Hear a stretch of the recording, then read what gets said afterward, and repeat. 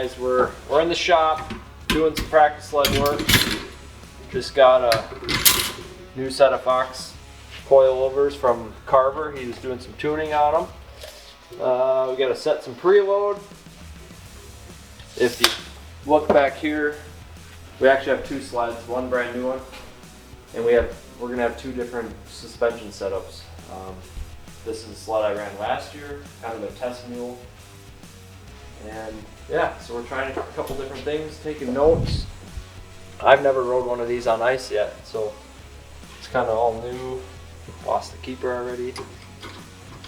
Kind of all new for us, and we're just trying, experimenting. Do as many different things as we can. Take as many notes as we can. If Mother Nature ever comes around and this rain turns into snow, we should be ready to go. But stick around, we're gonna build some sleds and make this slow start to winter kind of exciting.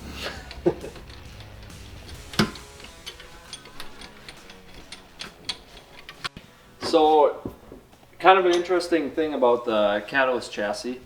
We, from racing it last year, we found out that you can be a lot softer as far as ditch racing goes versus a Procross chassis. So, ice racing we haven't tested yet. That's why we have two different setups here. This is actually a stiff valve set of shocks, like my Procross sled that we would race, and then that sled over there has a totally different valving code in it. Stiffer than stock, but not nearly as aggressive as what these guys are, as far as rear track shock and front arm shock and ski shocks. But that being said, Arctic Cat hosted a race school this year, which was super awesome. It was probably 2 weeks ago. All the cross country racers got to come in, and Benjamin Lungus and Marcus and some guys from his team talked, and Troy Halverson was there, and just some really good support from the factory as far as factory relationship versus race shop went. So kind of, I hope these become available online. Got to go through a lot of cool things, stats and changes as far as Catalyst versus Procross. Jumping back to race setup, there is some notes in here on our initial thoughts on ice setup, but I'm not going to go into lengths and talk about valving quite yet, because we do not know what to expect. So it's kind of all new.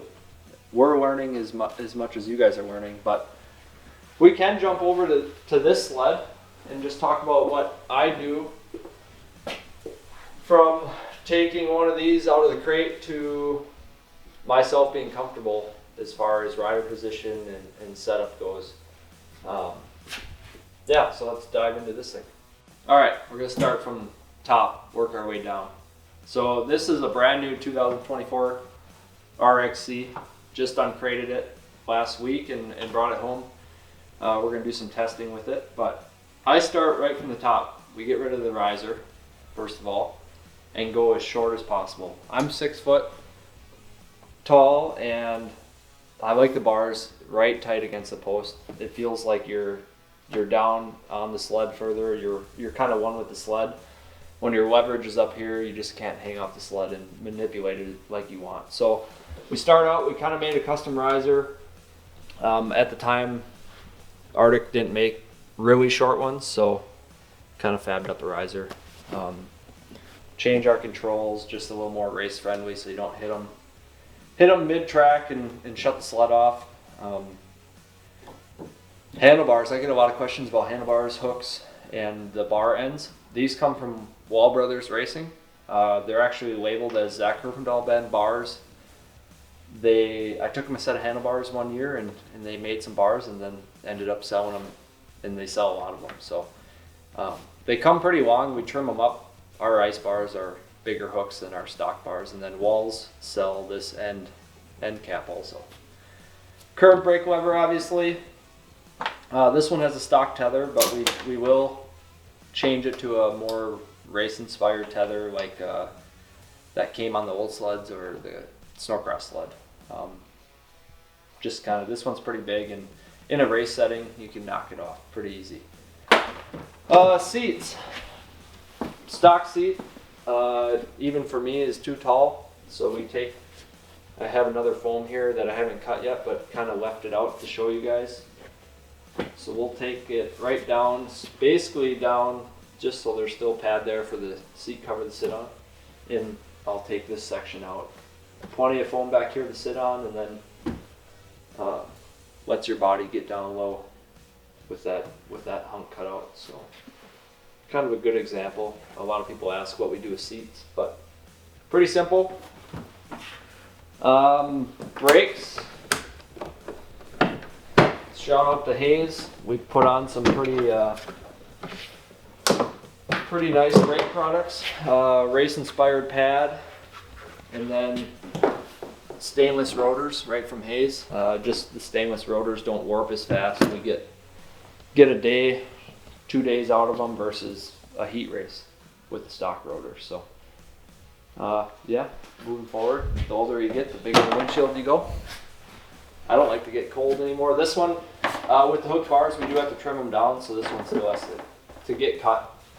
I think we'll end up racing with the mid-height one, which comes up to about here, but that's all we had at the shop when I left. Obviously, this sled's set up for ice racing, so we have a Campso 137 ripsaw studded up full of stud boy ice picks. These are stock Fox shocks that come standard on an RXC. We ice race with the stock shocks, but they're obviously valved to my spec from Carver Performance. Like I said, on the bench we're playing around. This one's got some different valving and different preload settings than the set I just put together. So we'll be playing with that. Ice racing, we do put a heavy sway bar in versus the stock sway bar, just to keep the sled flat. Of course, I prefer the CNA XPTs. We pretty much run the XPTs on all the 312 sleds. But yeah, just kind of make it race ready. Go through it, make a lot of that creature comfort stuff. Get a lot of questions on handlebars and seats and different things like that. Clutching in this sled is bone stock. We're just going to break it in. Braking period is 3 hours on these. We're going to break it in stock and just see what it does, and then we won't start clutching until we get to the racetrack. But yeah, this sled is brand new, ready to go, lowered down. We're playing with some ride heights, so this one's a touch taller than what this sled will be. Alright, so that's a prep on a practice sled, which is different than race sleds and our mod sleds. I actually had a question yesterday online asking how long it takes to prep race sleds. Well, a practice sled comes from the crate. We bolt check it, which is pretty standard, but then we just throw our creature comfort items on it, and our main focus is suspension tuning. As far as race sleds go, Corey and Hector are in Thief River Falls, Minnesota. They take these sleds from the crate, they rip them down to nothing, bulkheads, tunnels, and then they rebuild. Loctite all nuts and bolts. They make sure everything's straight and true. Just kind of rebuild them so it's their own touch on everything. All the wiring is redone. Throttle cables, brake lines, everything is run perfect. Corey's kind of the chassis setup guy, and then Hector's like the really nitty gritty wiring. We call him the wiring lady.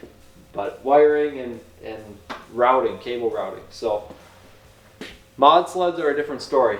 Those things get built from basically scratch. We do start with a bulkhead and tunnel from Articat, but sometimes they're different than stock. We're always trying new things. So the mod sleds take a long time. Corey works all summer on them. I can't put a timeline on it, but he works definitely for a couple months on building 1 to 2 mod sleds for the Sioux, and we race mod class still for you twin pipe lovers. We race twin pipe mods on our cross-country open sleds. So that kind of touches base on that comment. I didn't really put a timeline to it online, but there's a lot of work that goes into them. I get the easy job and work on the practice sleds, and the boys tune up our race sleds. One last thing, we got some comments on these toe stops. This is just a raw, rough version. I like to lock my toes in there, but Articat does have a part number, 8630-650. They come in black for guys that want to put toe stops on. Just reference that part number when you order it, and they'll get you handled. But that being said, I know you're sick of hearing me talk. Me too. I want to go ride snowmobiles, but Mother Nature is throwing a wrench into that. We're going to put a press release on the website. It's going out to sponsors, get the season kicked off, and hopefully the next video you see, we're going to be riding one of these sleds. But that being said, we're trying to film some more content, get you guys everything we can behind the scenes. If you want to see something, leave a comment. Speece and I work through that stuff. Actually, the Team Arctic walkthrough that idea came from one of our fans. So we're going to run with ideas, just drop them below. Some 312 t-shirts and sweatshirts on the website, and stay tuned. Hopefully next video we're on the ice.